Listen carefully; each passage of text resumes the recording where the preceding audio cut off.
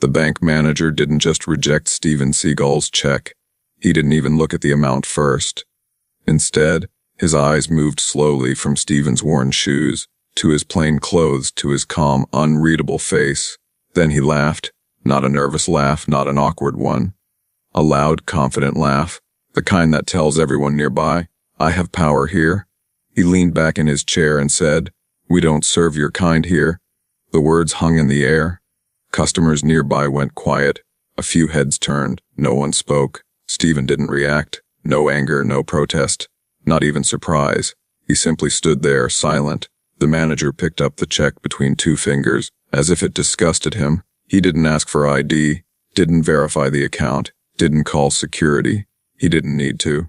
In his mind, the judgment was already made. "This is what people like you do," he said with a smirk. "Walk in here pretending." Then, in front of everyone, he lit the check on fire. The paper curled. The flames rose. Ash fell onto the desk. A quiet gas spread across the room. Steven watched the check burn.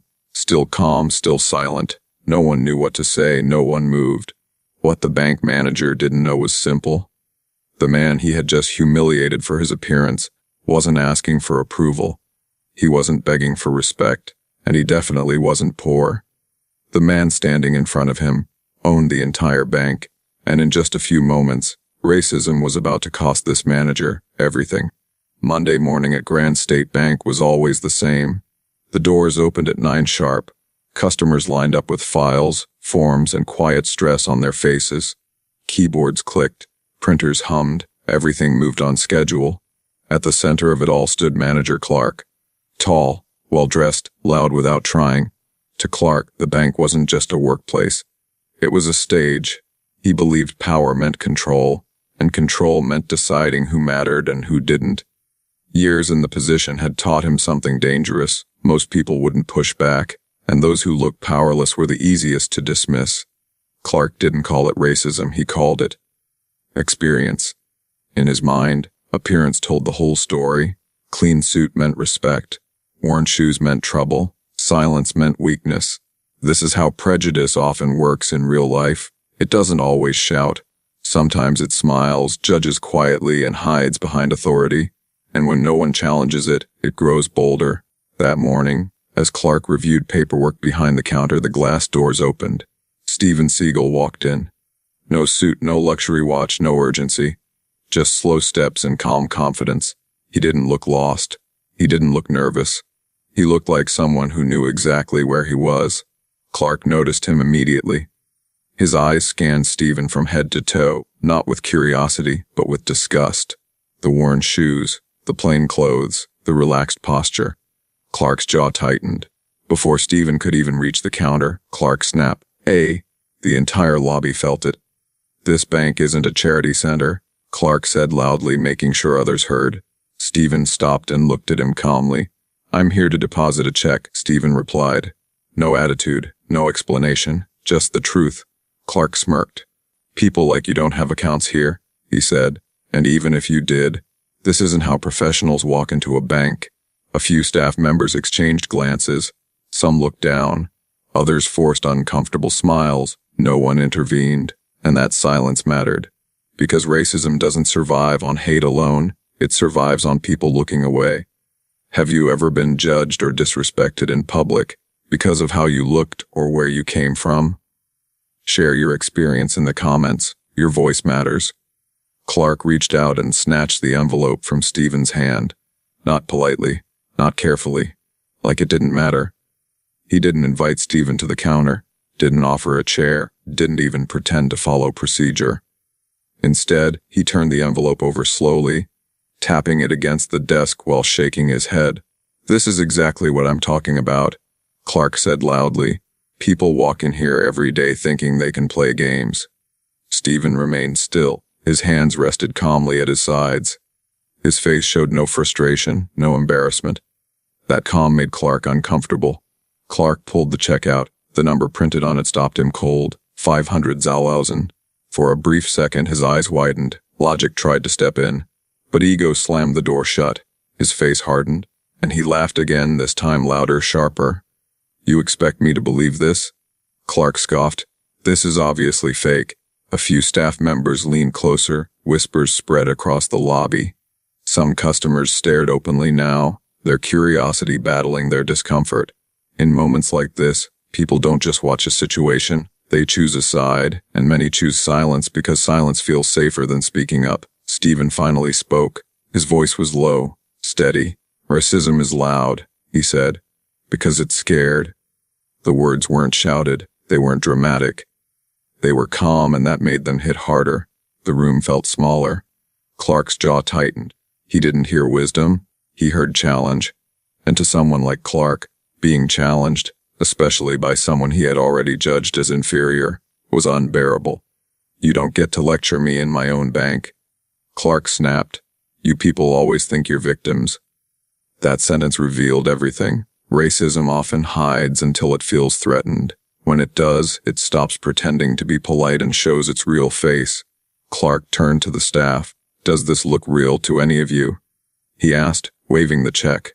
No one answered. Not because they agreed, but because fear had replaced courage. Clark took that silence as approval.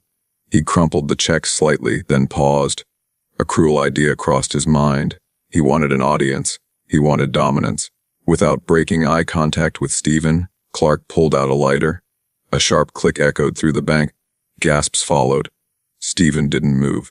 The flame touched the edge of the check. Paper curled. Ink blackened. Fire climbed upward. Clark dropped the burning check into a metal tray on the counter. "There," he said coldly. "That's what happens when you try to pretend." The bank went dead silent. No phones rang. No keyboards clicked. Everyone watched the flames consume $500,000. Stephen looked at the fire. No anger, no raised voice, just quiet observation. That calm unsettled people more than shouting ever could. Because when someone stays calm in humiliation, it forces everyone else to feel the weight of what just happened. At this moment, what do you think matters more, power or character? Comment below and let your voice be heard. The flames died down slowly. Ash settled in the metal tray, light and gray, like the room itself had lost its breath. For a long moment, no one spoke. Stephen Seagal stood there, watching what remained of the check, not in shock, not in disbelief, just quiet. That silence was heavy. In public moments like this, people expect a reaction, an argument, anger, a scene. But when none comes, the responsibility shifts. The crowd can no longer distract itself by labeling the situation as drama. They are left with the truth of what they just witnessed. Stephen lifted his eyes not toward Clark, but toward the room. Some people looked away immediately. Others stared at the floor. A few held their phones halfway up, unsure whether recording made them brave or complicit. This is how shame spreads. Not loudly, not suddenly. It moves quietly from one person to another, forcing them to confront the role they played, whether through action or silence. Stephen said nothing. He simply turned toward the exit. His movement was slow and deliberate, as if he was giving everyone time to think. Behind him, Clark exhaled sharply. To Clark, the moment felt like victory. No argument meant no consequences. No resistance meant approval. That's how power often lies to itself. As Stephen walked, whispers began. "Did you see that? That was wrong." He didn't even react. Phones came out more confidently now. Not to record Stephen, but to capture Clark. Because once cruelty is undeniable, people start preserving evidence. Near the side counter, an elderly clerk stood frozen. She had worked at the bank longer than Clark had held power. She had seen managers come and go, egos rise and collapse. Her eyes followed Stephen, not with pity, but recognition. "He doesn't look poor," she murmured to the teller beside her. "He looks powerful." That sentence carried weight. Real power doesn't rush. It doesn't explain itself. It doesn't need witnesses. Stephen reached the glass doors. His hand touched the handle. This was the moment most people would remember forever. The moment when injustice walked out quietly, and everyone inside had to live with what they allowed. In real life, moments like this are where stories usually end. The victim leaves. The system stays the same, and people tell themselves, "At least it wasn't me." But this story wasn't over. The doors behind Stephen opened again, not rushed, not dramatic, just enough to draw attention. A few heads turned, then more. Outside, a black executive car had stopped directly in front of the bank. The engine idled. The driver stepped out first, scanning the area with purpose.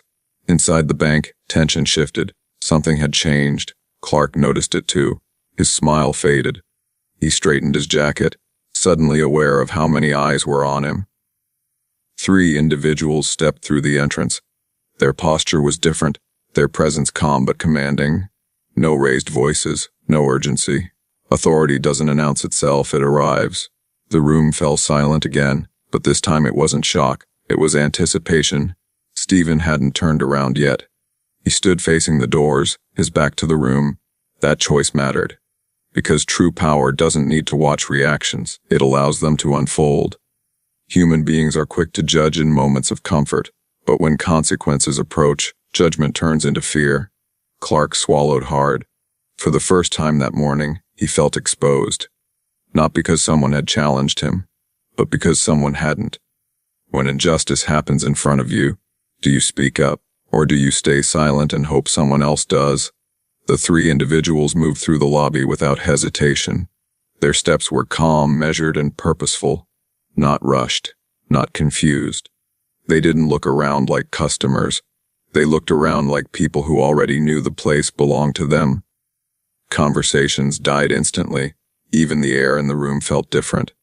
One of the men adjusted his suit and spoke first, his voice respectful and controlled. "Mr. Seagal," he said, offering a slight nod. "Apologies for the delay." The name landed like a dropped glass. Clark froze. For a second, he actually smiled, an instinctive reaction, as if this was some misunderstanding that would resolve itself in his favor. "Seagal," Clark repeated.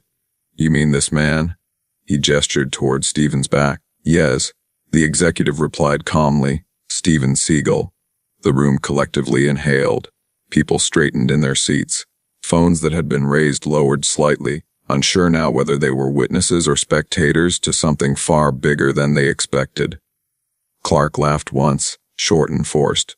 "I think there's been a mistake," he said quickly. "This gentleman caused a disturbance. We were just handling." "Hay owns this bank," the executive interrupted. The words were simple.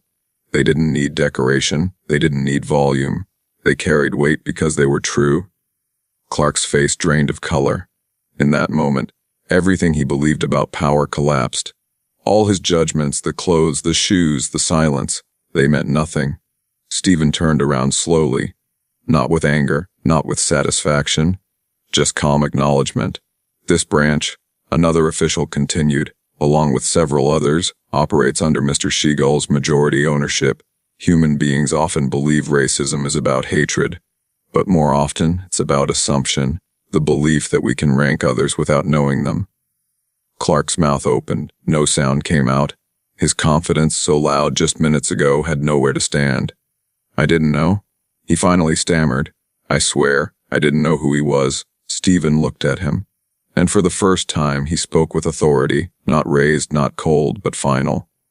"You shouldn't need to," he said. That sentence cut deeper than shouting ever could, because it stripped away every excuse. Respect shouldn't depend on status. Dignity shouldn't depend on wealth, and humanity shouldn't depend on recognition. Stephen stepped forward slightly. "You judge me by my appearance," he continued calmly. "That tells me everything about how you lead." Clark lowered his eyes. Around them, staff members shifted uncomfortably.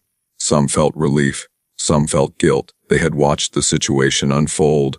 They had chosen silence, and now silence had consequences.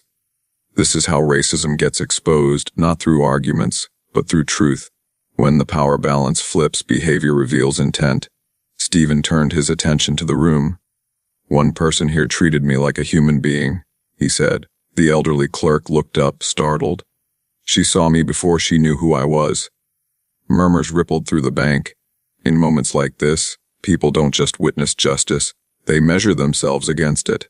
Because the question becomes unavoidable. How would I have acted if I didn't know who he was? Stephen didn't raise his voice. He didn't accuse the room. He let the truth sit. And that made it impossible to ignore. Clark's shoulders sagged. The man who had filled the room with confidence, just moments earlier, now looked small, shrinking under the weight of his own actions. I didn't know who you were, he said again, his voice unsteady. I would have never? Stephen raised a hand gently. Not to silence him out of anger, but to stop the excuses. You keep saying the same thing? Stephen said calmly, and that's the problem. The room listened. When respect only appears after recognition, Stephen continued, that isn't respect, it's fear. That truth landed heavily. Human beings often justify harmful behavior by claiming ignorance. But ignorance doesn't erase impact, and power doesn't excuse cruelty. Clark swallowed hard. Stephen turned toward the staff. His gaze moved slowly, deliberately, not accusing, not forgiving either. Every system reflects what it allows, he said. And today, this system failed. No one argued, because no one could. Stephen walked a few steps toward the elderly clerk. She stood straighter now, unsure why the attention had shifted to her. You treated me with dignity, Stephen said, before you knew anything about me. She nodded, emotional but composed. That's leadership. He turned back to the executives. She's the new branch manager. Gasps filled the room. The clerk's hand flew to her mouth. Applause broke out, not loud, not celebratory, but relieved. Justice, when it's fair, doesn't feel like revenge. It feels like correction. Clark stepped back. Security approached quietly. No drama, no shouting, just accountability. As Clark was escorted away, Stephen didn't watch. Because true power doesn't need to witness punishment. It sets standards and moves forward. Stephen faced the room one last time. This isn't about me, he said. It's about what you allow when you think no one important is watching. People nodded slowly. Some understood immediately. Others would think about it later. But the message had been delivered. Stephen turned and walked toward the exit. Calm, silent, dignified. No applause followed him this time. And that was intentional. Because the lesson wasn't about celebrating him. It was about correcting ourselves. If no one knew who you were, would you still treat others with the same respect? The bank didn't return to normal after Stephen walked out. It couldn't. The silence he left behind was different from before, no longer heavy with shock, but filled with reflection. Security escorted Clark toward the back offices. He didn't resist. He didn't argue.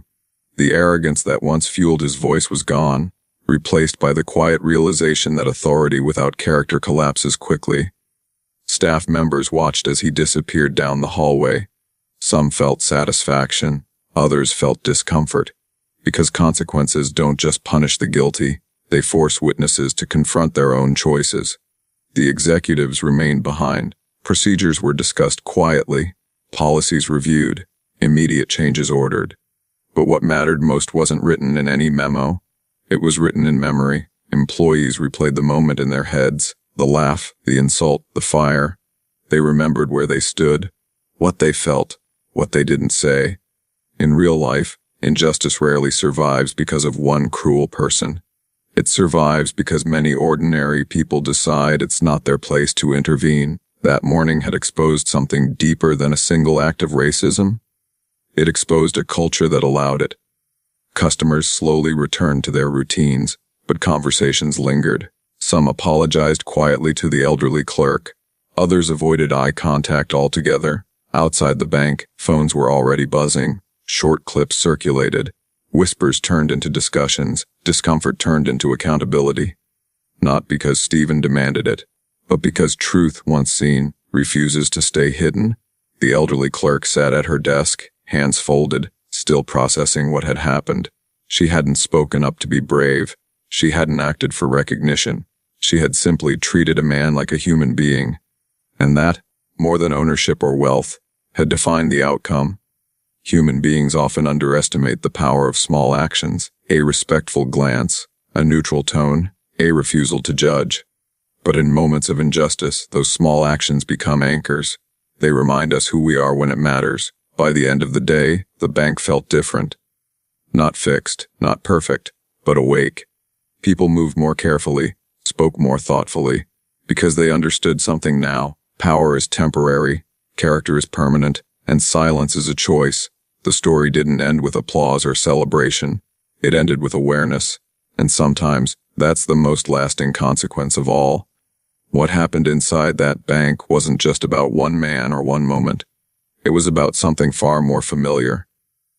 Racism doesn't always arrive shouting slurs or making threats. More often, it shows up quietly, in assumptions, in dismissive tones, in who gets respect before a word is spoken. Clark believed power gave him permission. Permission to judge, permission to humiliate, permission to decide who deserved dignity. That belief is common. People in authority often confuse position with worth. They forget that roles are temporary, but humanity is not. Stephen never raised his voice, never demanded recognition, never tried to prove who he was, and that mattered, because the lesson wasn't, don't disrespect the powerful.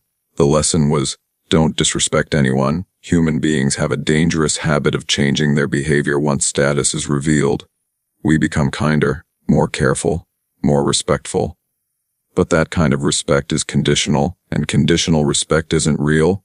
Real respect shows up before we know names, titles, or bank balances. That day exposed a truth many people avoid.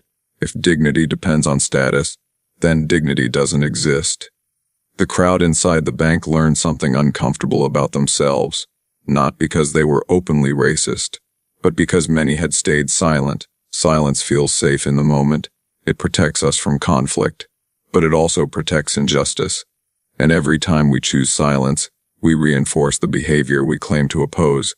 The elderly clerk didn't know Stephen was powerful. She didn't expect reward. She didn't act for attention. She acted from habit. And that habit, treating people as human first, is what real integrity looks like. Racism isn't strength.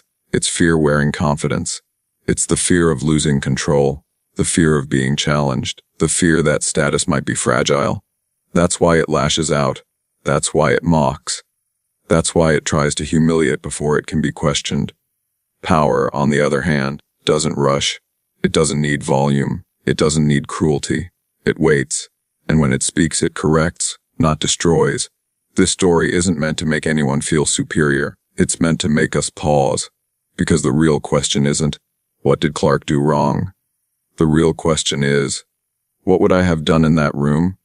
Would I have laughed, looked away, recorded it for entertainment? Or would I have spoken up when it mattered, even if no one powerful was watching? If respect had no reward and speaking up had a cost, would you still choose dignity over silence? Stories like this matter because they reflect moments we all face, moments where silence feels easier than speaking up, and judgment feels quicker than understanding. What happened in that bank wasn't just about exposure. It was about awareness. And awareness is where real change begins. More meaningful stories like this are coming, stories that challenge, reflect, and ask us to look at ourselves a little more honestly. If this story resonated with you, let us know in the comments. Which part stayed with you the longest? Was it the silence, the reveal, or the lesson at the end? Your feedback helps shape what we share next. Thank you for watching, for reflecting, and for being part of a conversation that matters.